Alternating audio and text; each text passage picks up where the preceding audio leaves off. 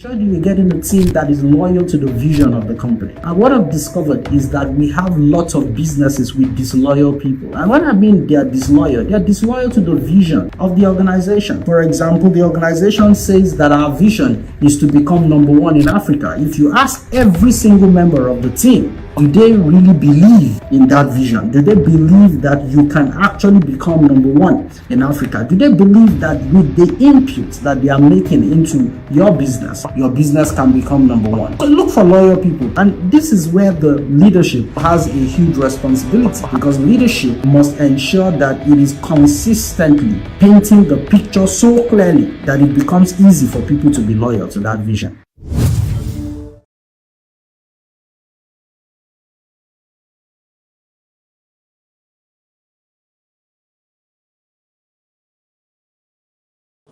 Three key secrets to sustaining business growth and maximizing opportunities despite all of the challenges that our business people are faced with today. Number one,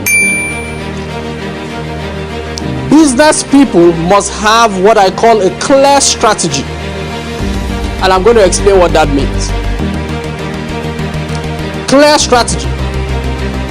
Number two, you must have what I call a customized structure. Customized structure. And number three, you must have what I call collaborative systems. These three things would help any business thrive and survive regardless of the challenges. If businesses embrace these three secrets, clear strategy, customized structure, and collaborative systems properly, what would happen is that they would experience growth in terms of profit and growth in terms of reach.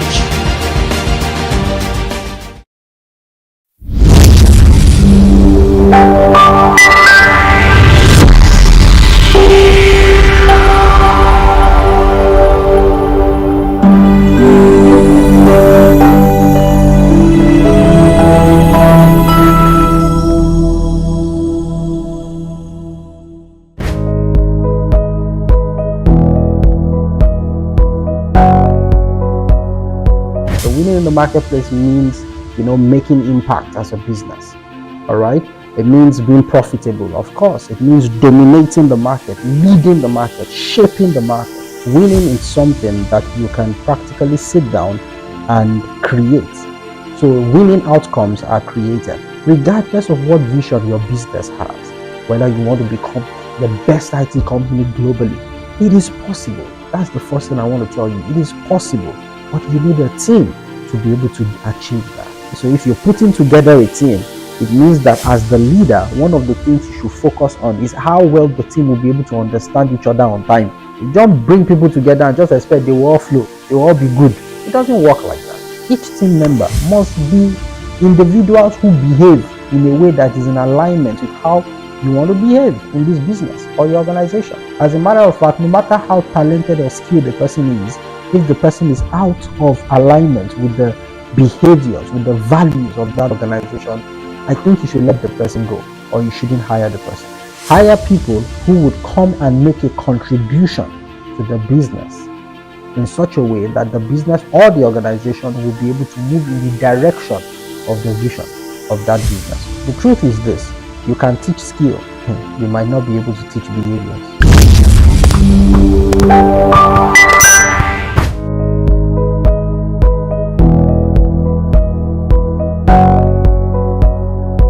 Hello, welcome to the October edition of the Business Leadership Masterclass. It's so exciting to see you today on the broadcast. And maybe before I go ahead, I want to wish Nigeria a happy Independence Day. For those of our friends watching from different parts of the world, it's important to let you know that October 1st every year marks the Independence Day of our beautiful country, Nigeria. If you've never been to Nigeria before, I want to invite you to attempt to visit us. Don't ignore all of the things you hear in the news or you see in the news, right? Nigeria is a beautiful country, and I wish this country all the best as we try to navigate our future. Now, the Business Leadership Masterclass has been running for some months now, and I am very excited every time I meet someone or I receive word from individuals who tell me about how the things that we're teaching in this broadcast is helping them strategically position their business to win in the market. I'm always excited to hear it. And so, if you do have such um, um, um, um, reports, right? You want to just thank us, you want to share how well the things that we've been talking about in this broadcast is helping your business to be a lot more structured, to be a lot more, positioned to attract more customers, to make more money, to make more profit, right? And more revenue. Please feel free to send us an email on the email that is displayed on the screen, right? We've been going through something very interesting for some months now. We've been talking about how to win in the market. And I've defined winning in the market in different ways. I've defined it as making impact in the market, being profitable, dominating, leading the market, shaping the market, maximizing the potential of your business, and more importantly, positioning your business to become all that it was created to be. Meaning, enabling your business to become that vision that you set out to achieve when you started the business, right? I'm so excited about the things that I've been talking to you about. Trust me, these things have not only been gotten from study, but they are things that they have gotten from experiences with businesses that I have worked with, been privileged to work with, businesses I've been privileged to provide advisory services to, and I have seen how the truths and the insights that I've been sharing with you have transformed other businesses. And my joy is to share the same insights with you so that your business would do better, so that your business would win in the market. In the September edition of BLM, we spoke specifically about how to build a winning team. And I believe for those of you who have been following the broadcast, you've not forgotten the things that I shared with you. You can always visit our YouTube channel, The Life Limited, and just watch the previous editions of the broadcast. All right.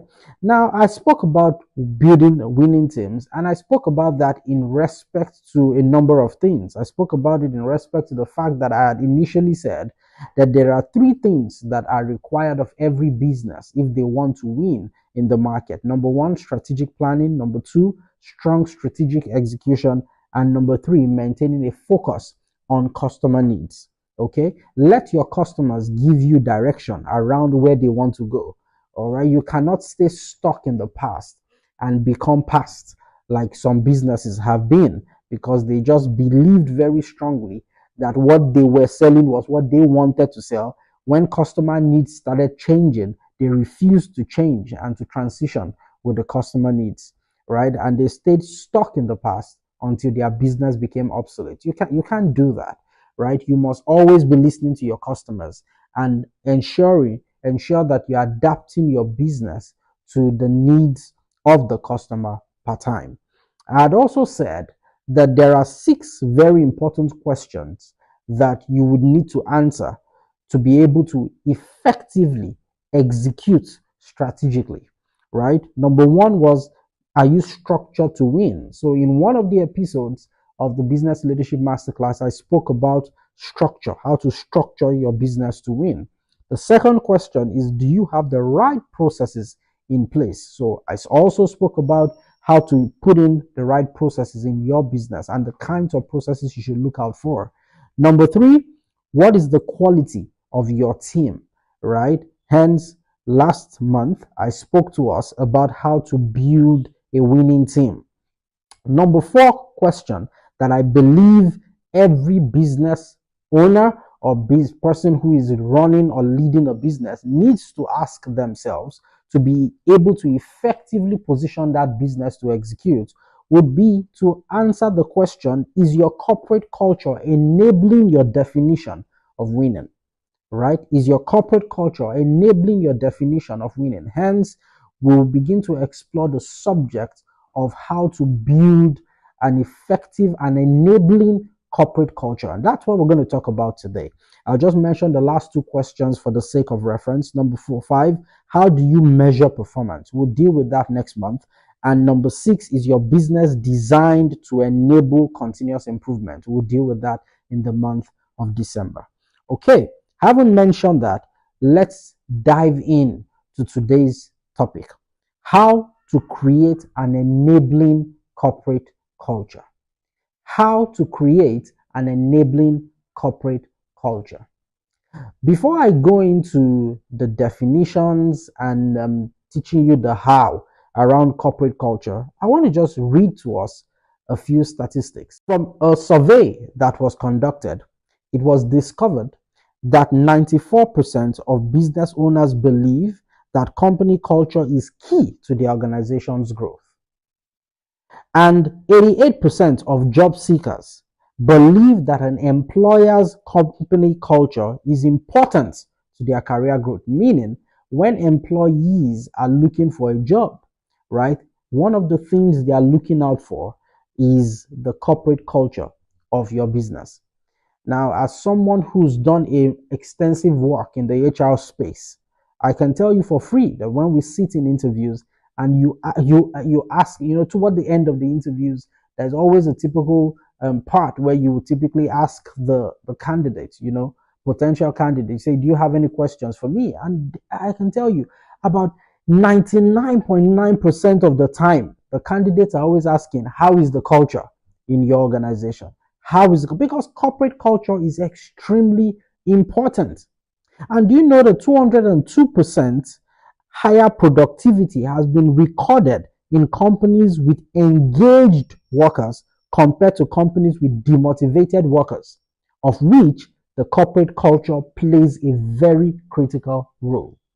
Meaning, corporate culture is not something that you can overlook. Now, this is the interesting thing.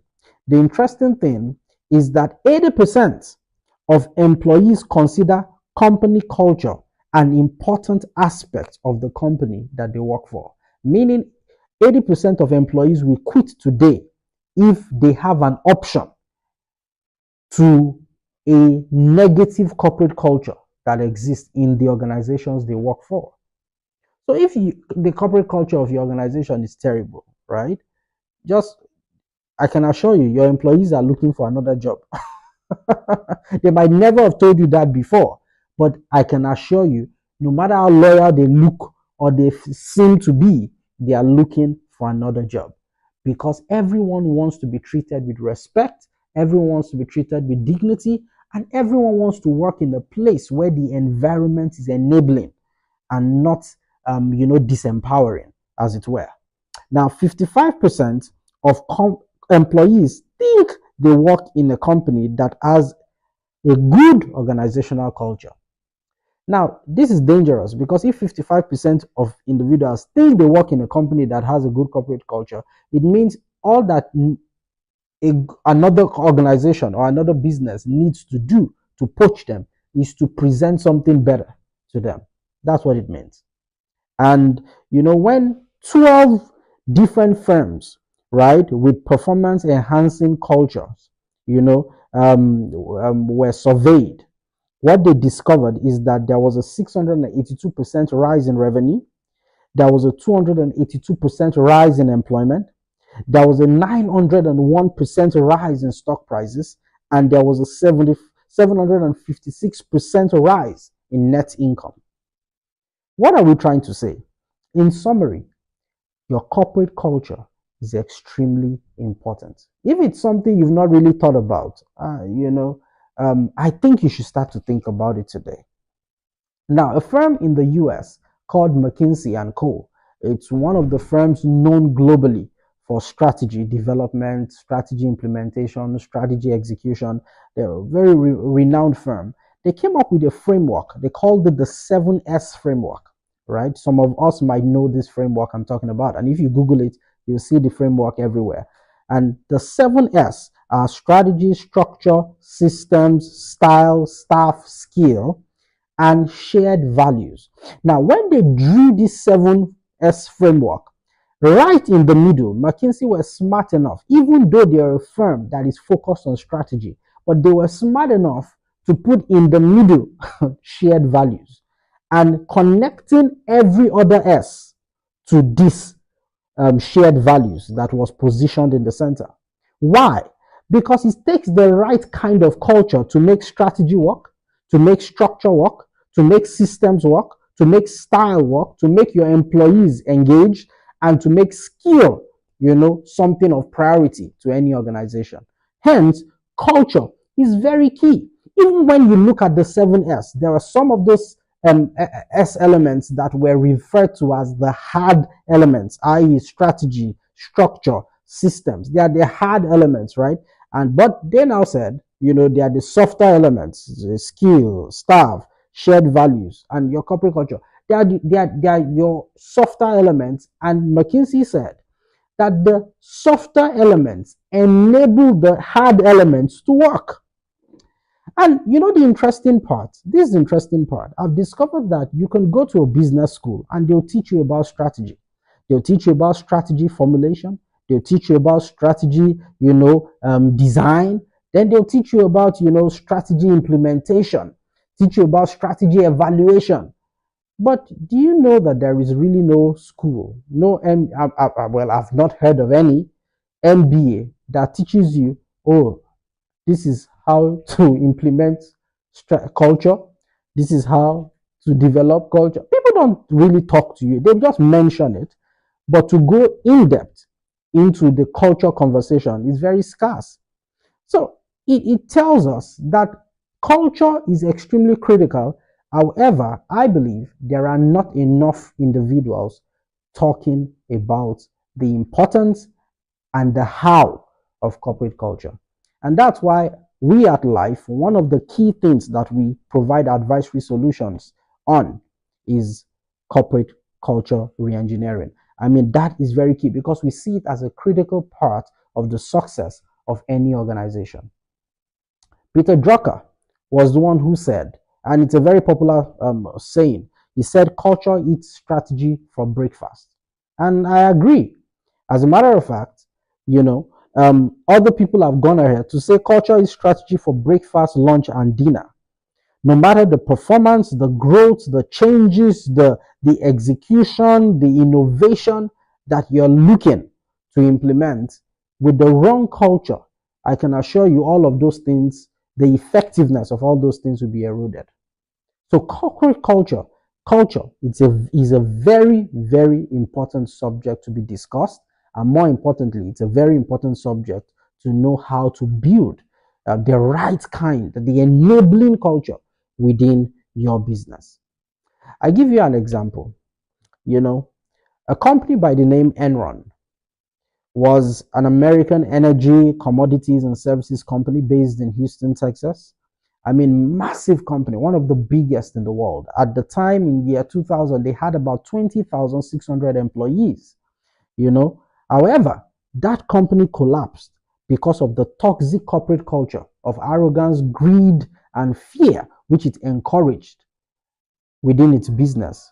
And this is aside from the aggressive accounting practices that it sort of gave a nod to exist within its business. Sadly, Enron was one business that twice every year, 15% of its workforce were let go of, right? Because they had something they called a rank and yank system, where they were so brutal about, yes, it's good to pursue performance, but you see, you must mind how you pursue performance, right? At Enron, people's ability to speak freely was suppressed. So there was this cutthroat environment created. It was an environment of fear, and it undermined internal cohesion. And so people were afraid to speak, right? And it enabled fraudulent practices to go on, which ended up catching up with the firm, right? And, even though Enron could, because they had money, could, hire individuals from top universities all over the world. But when you get into Enron, there was this sense of urgency. That kind of culture. So people were always in a hurry, People were always working under pressure. I tell you something. Whenever I get into an interview and, people ask, can you work under pressure? It's a very popular question, right? Can you work under pressure? And you hear employees say, yes, I can work under pressure.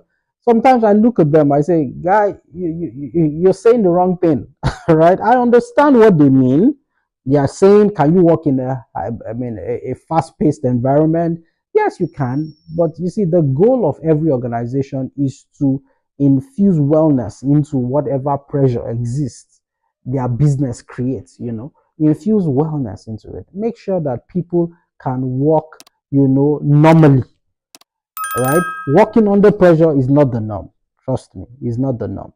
You can walk normally and still produce great and fantastic results at the end of the day. I go back to the Enron story. What were the consequences of this terrible culture that Enron allowed within its business? Of course, there was massive fraud. In 2001, the business announced a significant reduction in its reported income, revealing the extent, of the accounting errors and triggering the largest corporate bankruptcy in the U.S. history. Investor confidence collapsed and the business died. Today, there's no Enron anymore. And then one firm that was massively impacted by Enron's misdemeanor was Arthur Andersen, and it was terrible. Now, I could go on and on. Is it Kodak you want to talk about? Kodak that embraced a culture of not innovating. They refused to accept digital, the digital revolution. They stayed stuck in the past. And so today, Kodak is a company of the past. I don't even know if they exist. I've not done my research to find out if they currently still exist. But the phones were coming out. People can now take pictures with their phones. So who needs to go get a film from Kodak anymore? Nobody. Nobody needs to buy Kodak cameras, cameras that would be compatible with Kodak films anymore. All of those things are gone because there was a digital revolution coming and Kodak refused to innovate, right? Or is it RIM, Research in Motion, that decided to, stay stuck in the past? Yes, one could term it as a leadership failure, which is part of culture too. But they gave iPhone the grounds to take over the market. And today, you don't find Blackberries anymore. I can remember then there was a time if you didn't have a Blackberry, it was as though you never had a phone. But now it's amazing.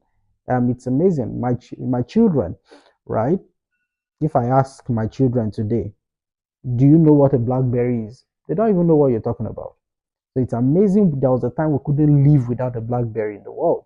But now, people have forgotten Blackberries ever existed. Culture. The power of corporate culture. Very, very powerful. So what is corporate culture? Let's dive into this. Very simply put in very simply, corporate culture is the collective prevailing behaviors of the people in an organization. The collective prevailing, not what they say. No. Corporate culture is the collective prevailing behaviors of the people in an organization. What personality is to a person is what corporate culture is to a business or an organization. It's how people think, how people communicate, the beliefs people have, how people make decisions, how people interact with each other, interact with the market, interact with investors, how people interact with their leaders and how leaders interact with their people. All of that is defining what corporate culture is and the kind that exists within an entity called a particular business. Now, when you look at it from that perspective, I want to talk to you about corporate culture also from the sociological perspective, because I believe there are one or two things we can pick from that. Sociologically, you will say culture is a way of life that is learned and transmitted from one generation to another. That's what you say corporate culture is, sociologically. So if you bring that to the business or the organization perspective, so you're saying within a business, the corporate culture is the way of life of the people within that business, right? And it is learned. That means anybody who joins your business immediately begins to learn your culture, and it is transmitted. So you transfer it from one generation to another, one employee to another.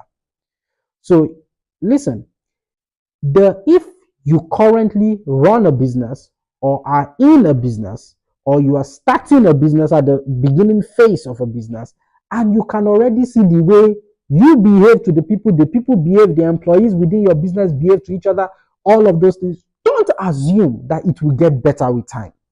Nothing ever changes with time, technically, right? Except weeds that grow, or a dilapidated building, or an abandoned building that gets dilapidated over time.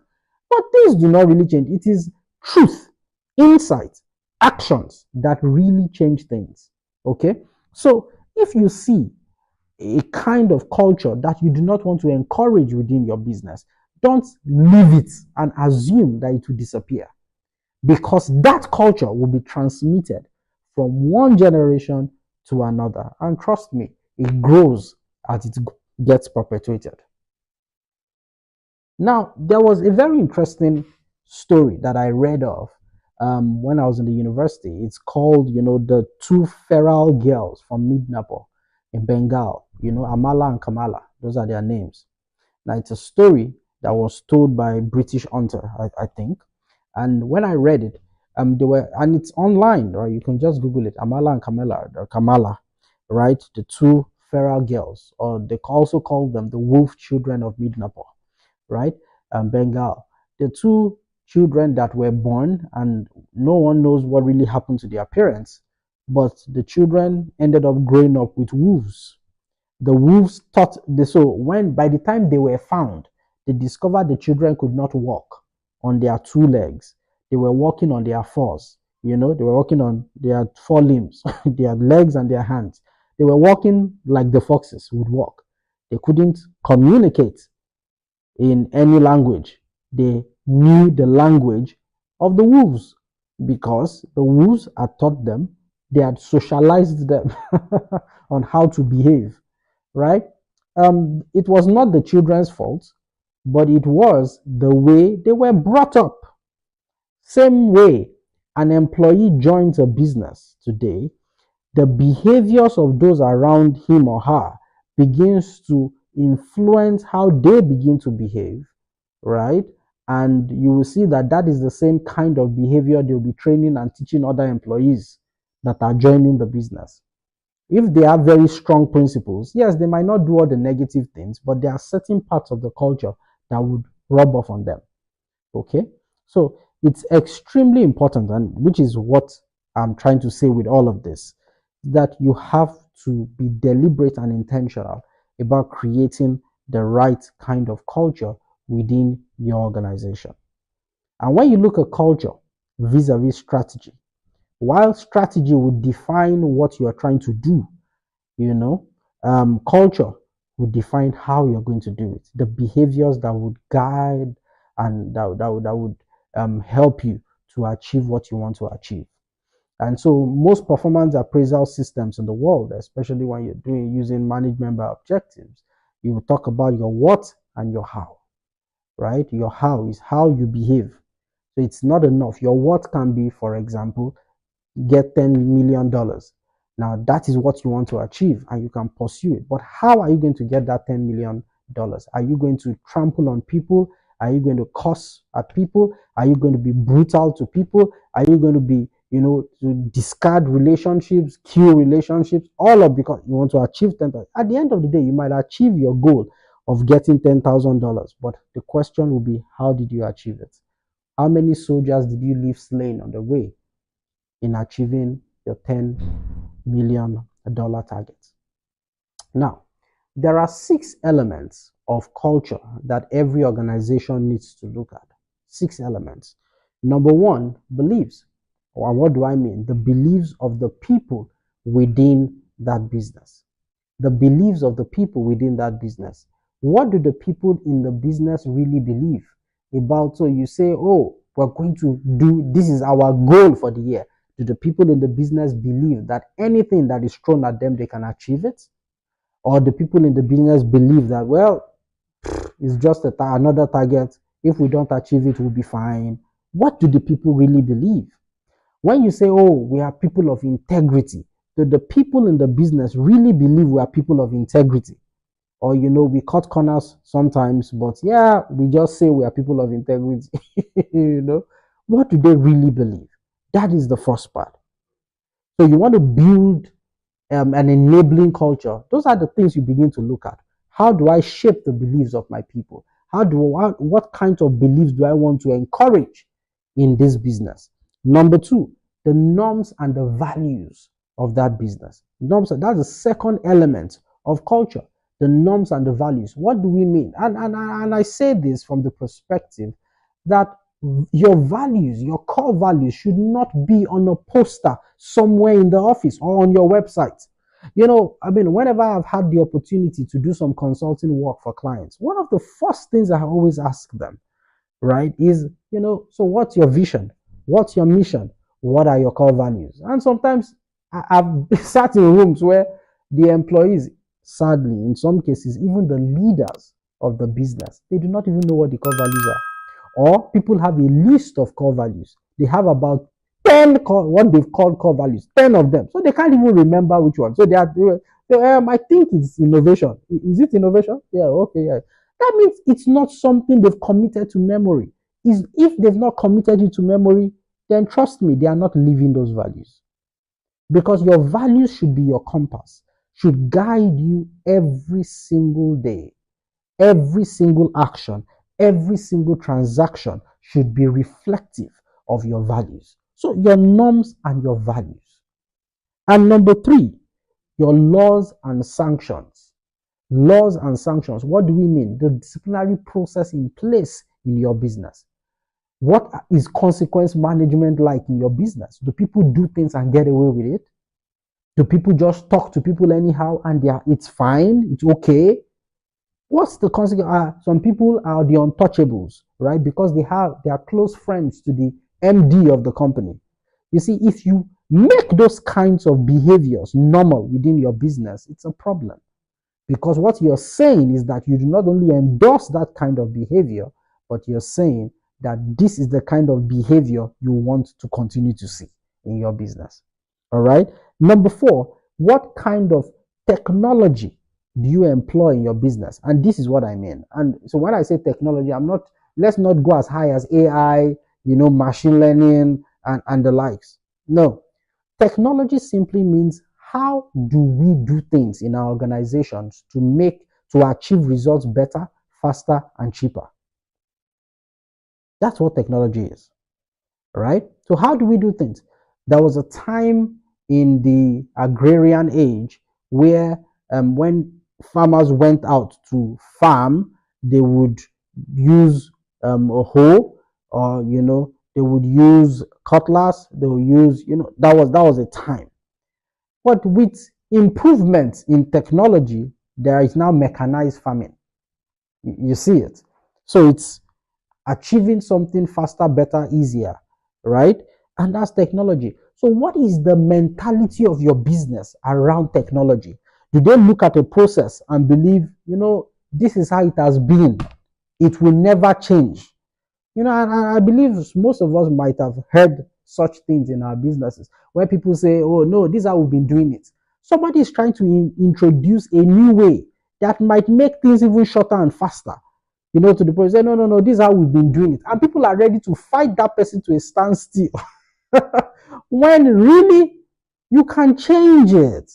Because the greatest room in the world is the room of what? Improvement. Technology. Number five, your symbols. Your symbols talks about your logo, your colors, all of that. What do those things mean? People don't know colors mean something. They don't know colors mean something. Oh yes, colors mean something. Colors mean something. In life, our colors, yellow, the kind of yellow we've picked, the black we've picked, there are reasons for it. And we can tell you the meaning of each and every color that we use, right? Because of the kind of business we're running. And if tomorrow we rebrand and we change our colors, trust me, is deliberate, and there's something we are gunning at, right? So what kinds of symbols do you have? And then language, your language, the communication within the business. How do people talk to each other within the business? How do people talk to their leaders? How do leaders talk to their subordinates? How do employees talk to their external customers? How do customers talk? I mean, those things are extremely important because they define the culture. Those are the 6 elements of culture. Now, a man by the name Edgar Schein, and he's one of the very popular individuals where corporate culture studies, is concerned. There are lots of them. There is Hofstede. There are a number of them, right? And Trompenas. There are a number of individuals that have tried to give us some sense around corporate culture. Okay, and Edgar Schein is one of them.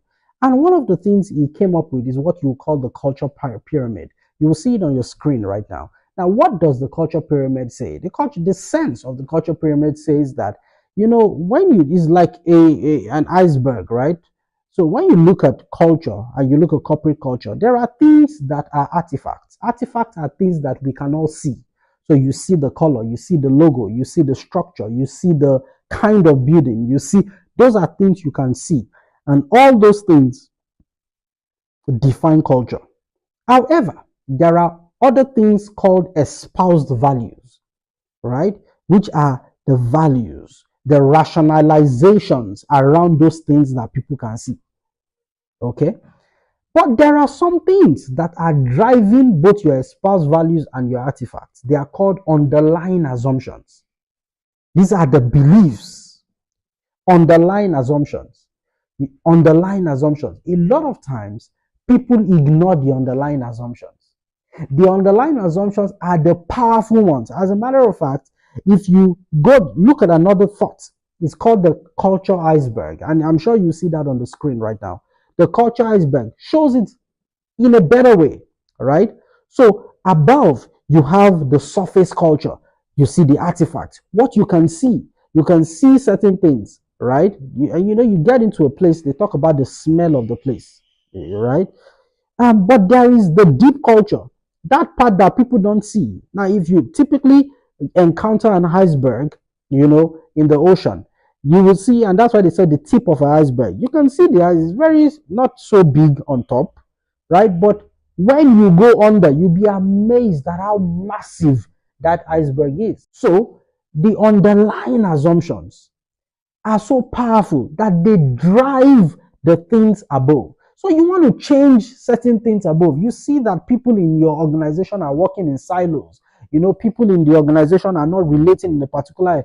Leaders are talking to their subordinates in a particular. You want to change all of that. You don't start by changing it from the surface. It is wisdom to go to the underlying beliefs. Now, as I begin to try to round up, now there are 4 kinds of cultures. And I say this from different, I say it very safely. I think it's better to say it that way. Why? Because, like I said, there are different individuals that have studied culture and they've come up with their own theory around culture. Trompenas, Hofstede, different people, and I could go on and on, right? But I particularly like the Okai classification of culture, and 2 people, Cameron and Quinn, in 2006 came up with this classification, and they've sort of embedded it into one of their tools called Okai, right? Okai is Organizational Cultural Assessment Instrument. So they've sort of embedded it and defining 4 classifications of cultures, things that you find in an organization. And what did they say? They said, number 1, you have a clan culture, a clannish type of culture. This is a family culture. So organizations where, nobody gets fired, no matter how people do. Once you are employed there, you become a child in the house. It's a family. The MD doesn't want you, because a lot of times an organization takes on the character of the leader. And that's a very important point, right? A lot of times. So, people get employed, people are happy. You see, they are pushing for results, but they've hardly achieved those results, and nobody's really going to get punished for not achieving the results. The best they will get is a scold, a fatherly scold, or a motherly scold. And after that, everybody goes again and we continue working. Even the employees know that there is no repercussion to poor lack of productivity here. Let's just keep going. If they do fire someone one day, oh man, it would have been, they've gone through it. It would be a conversation, because how would we have done this that we could never have done before? So that's a clannish culture, very flexible, and they are very focused internally. And it's always funny when I meet organizations that have a clannish culture, but they are setting targets for themselves. Sometimes it's because it's become necessary for them to set those targets and achieve those targets if they want to survive as a business, right? So technically, nature is forcing them to go in a particular direction. So the clannish culture, and it's not necessarily a bad culture. No, it's not, as I would later let you know. Then the second is the hierarchical type of culture. This is more stable, but it's still internal. Hierarchical, very structured. People respect who is above them. So there's a lot of emphasis on structure. What you find in this kind of system is a lot of bureaucracy. Say, as GM signed, after GM signed, it goes to senior GM. After senior GM signs, it goes to director. After director signs, it must go to executive director. If the MD does not see that all these constituencies have signed, he is not signing. So it goes back.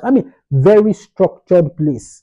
So you get in there, they emphasize a lot of respect, and it's not wrong, right? But that is, in fact, that is even emphasized at the detriment sometimes to the business. So you have a leader who is not very productive.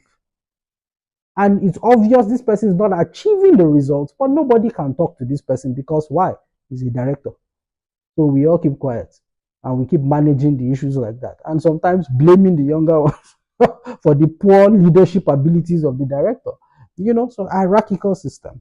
Then number 3, we have the adocratic or adocracy. It's a kind of culture. And this is the innovative type of culture. Very external and flexible. Very innovative. A lot of tech companies are adocratic in the way they've set up their business. The culture is very adocratic, right? And for adocratic, their emphasis is to create. Their emphasis is to go out, do new things. You are never punished for making a mistake where innovation is concerned. As a matter of fact, if you are not innovating, they'll chunk you out of the business. It's a place for innovation, coming up with new ideas. They are very nimble to change. Meanwhile, in the hierarchical system, we are not changing. They stay the same way. There was a cartoon I was watching my kids say, we're born in this world, we'll die in this world. That's how we'll stay. In hierarchical, but in adocratic, very forward thinking. So imagine if you bring somebody who's lived in and worked in an adocratic system. You bring the person to an hierarchical system, the person will be frustrated. Because the person is wondering, why are things moving so slowly here? Then number 4 is the market culture. These guys are out to make a profit. They will do anything. They are red. They will do anything to make a profit. The goal is what is important. If 10,000 employees are fired, as long as we achieve our goal, we are doing well. They don't care about those things. People, well-being. In fact, I've sat in some meetings where they'll tell you employee well-being. Let them achieve their goals. That's the important thing. Sadly, people work in those businesses, right? So these are 4 kinds of culture. But what I want to tell you is that a lot of times what you find in a business is maybe a combination of 1 or 2 of this type of culture, but one will be predominant. Now, is there any of these cultures that is wrong? My answer is no. None is wrong. What defines and determines the appropriateness of the culture that you adopt and build is the strategy that you have adopted. What you want to achieve. That's what defines it. There are some businesses, for example, and I will mention that they are successful. What do I mean by that? They would always make money. So they've gotten to the point where they know that money would always come. But you see, initially they were extremely bullish and market driven to achieve that goal. But now that they've achieved the goal and money would always come to them because of the kinds of product or service they are selling, so they are now beginning to think that, we need to make our people work more in let our people now work in groups, let there be more collaboration, let there be more conversations around well-being. Why? Because they've discovered that because of their bullish nature, they are losing very good hands. So how do we attract and retain good talent? They will begin to have a clannish kind of view to how the kind of culture they are trying to build. So even though they are still market driven, they are trying to build certain clannish elements within their business. You see what I mean? Now, meanwhile, there are some businesses that say, you know what? We've been very, very, very, very adocratic. Innovation, flat structure. And you've grown so big that you've discovered that this innovation thing is not a problem, right? So it's good we are innovating, but we should at least introduce some structure, into our business. So they are beginning to embrace hierarchical structures. What am I trying to say? I'm trying to say no culture type is necessarily wrong. What defines which culture you're supposed to embrace and build is your strategy. What is the direction you want to go as a business? If what you want to do, you're struggling as a business, most new businesses, right? You're just starting. I can assure you, you would need to either be very adocratic or very market driven, right? If you want to build a successful business, you have to be one of those two. Then let's underline is either you are being clannish or hierarchical. Depends on the nature of the people in the business. And based on the kind of business you're building, the kind of culture you're embracing, it defines the leadership attributes that you'd want to build within your business. So for example, for the clannish culture, the leaders must be seen as people promoting cohesiveness, participation, teamwork, a sense of family. For adocracy, they must be entrepreneurial. They must be creative and adaptable, right? For hierarchical, they must be very strong on compliance, rules and regulations, and move in terms of uniformity. For the market-driven kind, the dominant attributes is competitiveness, goal achievement, right? So you need leaders that are decisive and achievement-oriented. I don't know if that makes any sense, right? For the clannish, you need leaders that are mentors or facilitators and parent figures. For the adocratic style, you need leaders who are entrepreneurial, innovative, and risk takers. And for the hierarchical, you need leaders who are coordinators or administrators. So you see that if you look at your business and you really want to drive a lot of adocracy, then you hire a leader at a particular level who is very hierarchical. You see that there'll be a problem because you are trying to move forward and innovate. This person will be administrating and be saying, you know what, let all of us just stay in rank and file. So that's the problem, because the kind of strategy and the kind of culture you embrace will define the kinds of people you will hire. I don't know if that makes sense. It will define the kinds of people you would hire.